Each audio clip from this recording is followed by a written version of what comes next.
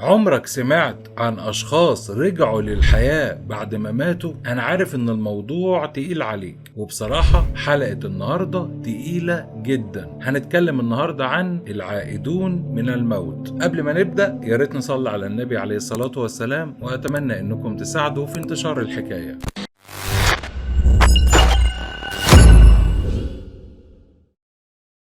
محمود ظاهر شاب كان عنده 16 سنة لما انضرب برصاصة في ظهره أيام حرب لبنان. الرصاصة اللي دخلت من ظهره خرجت من بطنه وخرجت معاها كل أحشائه. الولد اتشال على المستشفيات اللي رفضته واحدة ورا التانية لحد ما اتقبل في مستشفى الصليب الأحمر، وهناك سلم الروح ومات. الولد لما مات ولظروف الحرب كان في إجراءات لازم تتعمل ليها علاقة بالتحقيقات، ومش هطول عليكم. الولد اتحط في التلاجة لحد ما الإجراءات تخلص، واللي أخدت 3 أيام. في الوقت ده الأهل جهزوا الجنازة وفرشوا الصوان واستقبلوا العزاء، ولما خلصت الإجراءات راحوا يستلموا المتوفي عشان يدفنوه. لكنهم لما فتحوا التلاجة الأب وقع من الصدمة. اللي حصل إن الشاب اللي مات من 3 أيام واتحط في تلاجة الميتين قام وقعد أول ما عامل التلاجة شد الدرج عشان يفتحه. يعني إيه؟ الولد كان ميت ولا عايش؟ وإزاي عاش في التلاجة 3 أيام؟ وفاق إمتى؟ الحقيقة دي كلها أسئلة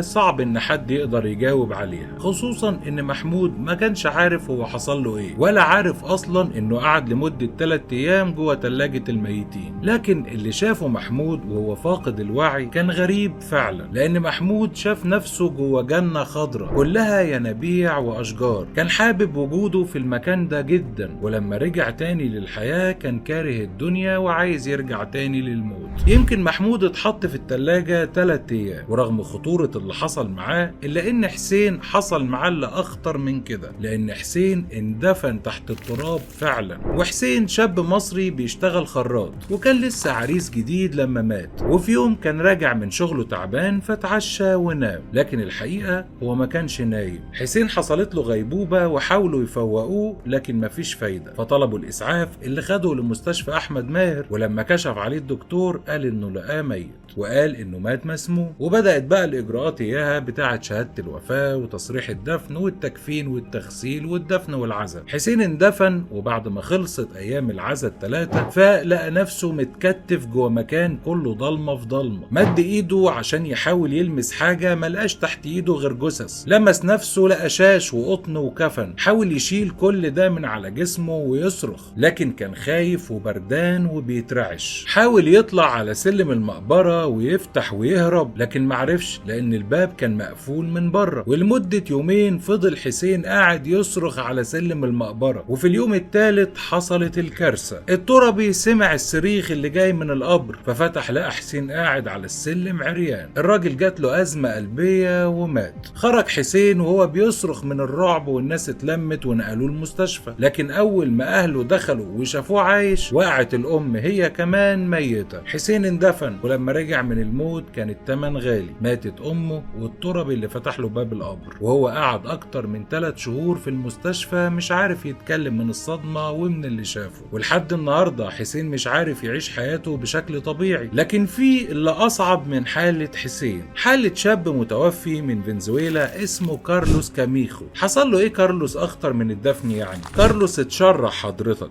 والحقيقة كارلوس دخل المستشفى في فنزويلا ميت بعد تعرضه لحادثة عربية على الطريق السريع. وطبعا في إجراءات بتحصل مع المتوفين في الحوادث، أولها تشريح الجثة وكتابة تقرير عن سبب الوفاة. وده اللي حصل مع الشاب ده، واللي قام يصرخ من تحت إيدين دكاترة الطب الشرعي لأنه مش قادر يستحمل ألم التشريح. هم يضحك وهم يبكي الحقيقة. طيب الناس دي لما ماتت واتأكدت وفاتها بعد الكشف الطبي عليها حصل معاها إيه؟ يعني الوقت اللي هي مش موجودة في الدنيا ده إيه اللي حصل فيه؟ يمكن الناس اللي رجعت من الموت هي اللي تقدر تقول لنا حصل ايه بالظبط. وهنروح لجنوب افريقيا، واللي مات ضابط اسمه أوليفر أوليستون، وده مات نتيجة لمرضه بالتيفود. واللي حصل ان بعد وفاته شاف نفسه اترفع عن السرير اللي نايم عليه، وجسمه كان طاير في الهواء وبيعدي جوه الحيطان. كان بيطير فوق كل اوض المستشفى وبيشوف كل المرضى والاسعافات اللي بتحصل معاهم. شاف الدكاترة والممرضات وهم هم بيحاولوا يسعفوا مريض حالته وحشة جدا، لكن الغريب انه لما رجع للحياة حكى كل اللي شافه وطلع انه حقيقي وحصل فعلا. القصة التانية قصة منصور، وده شاب سوري كان مريض قلب وسافر يعمل عملية قلب مفتوح في لبنان. العملية نجحت، لكن حصل مشاكل بعد العملية واللي تسببت في انهم يرجعوا يفتحوا صدره بسبب نزيف مستمر. لكنه في العملية التانية اتصاب بأزمة قلبية فضل فيها منصور ميت لنص ساعة تقريبا، ورغم موته فضل الدكتور يعمل تدليك للقلب لحد ما رجع منصور للحياة من جديد.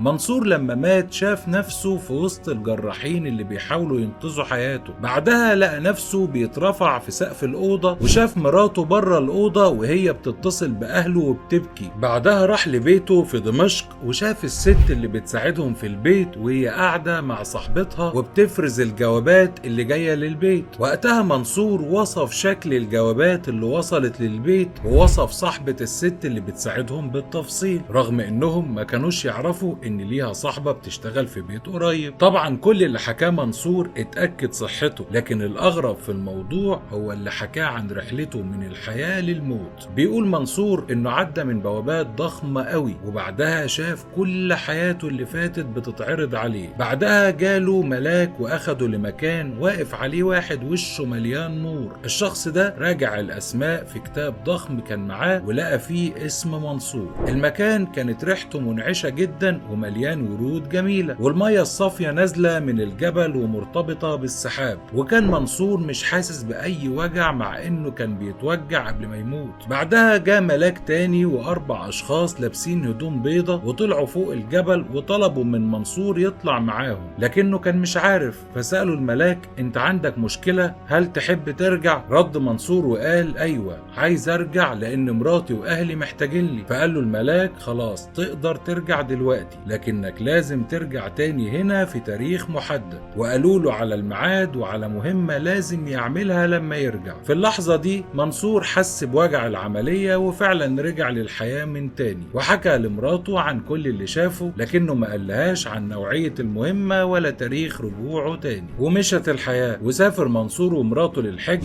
ومات بعد التاريخ ده بسنتين ونص يوم 29 أغسطس. وبعد وفاته بسنتين كانت مراته بتنظف الدرج بتاعه فلقت ورقة ملزوقة في ظهر الدرج مكتوب عليها بخط جوزها تاريخ الرجوع 29 أغسطس. طيب احنا عرفنا قصص اللي ماتوا وعرفنا حصل لهم ايه بعد الموت، لكن الحقيقة انهم رجعوا بعد ما ماتوا، وده مش مفهوم سواء في العلم او الدين. لكن ممكن نعرض عليكم اخر اللي اتقال علميا في الموضوع ده. سنة 1982 ظهرت نظرية طبية جديدة في عالم الطب. النظرية اسمها نظرية لازاروس او متلازمة لازاروس. بتقول ايه بقى النظرية دي؟ النظرية قايمة على حادثة حصلت ايام سيدنا عيسى عليه السلام وليها علاقة بمعجزته اللي هي احياء الموتى. والقصة اللي بيقصدوها اصحاب النظرية مذكورة في انجيل يوحنا، وهي قصة العازر واللي رجعوا سيدنا عيسى للحياة بعد ما اتدفن. ده اصل الموضوع. لكن متلازمة لازاروس دي حالة طبية نادرة، ومعناها رجوع الدورة الدموية بعد السكتة القلبية، واسبابها غير معروفة، لكن في شوية عوامل احتمال يكونوا من بين الاسباب. لكن عشان تفهمها لازم تفهم الفرق ما بين الموت البيولوجي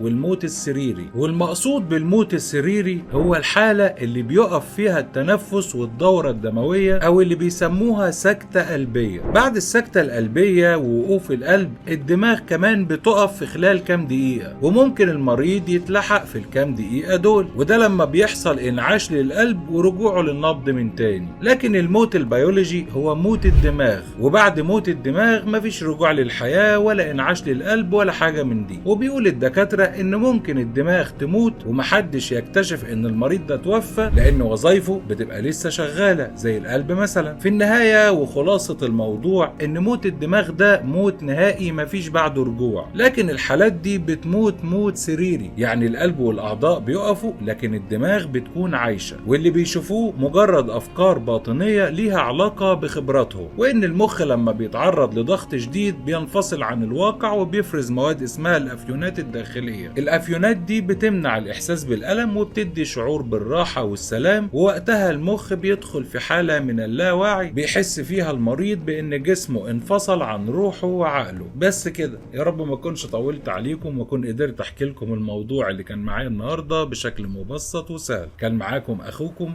ناصر حكاية. السلام عليكم.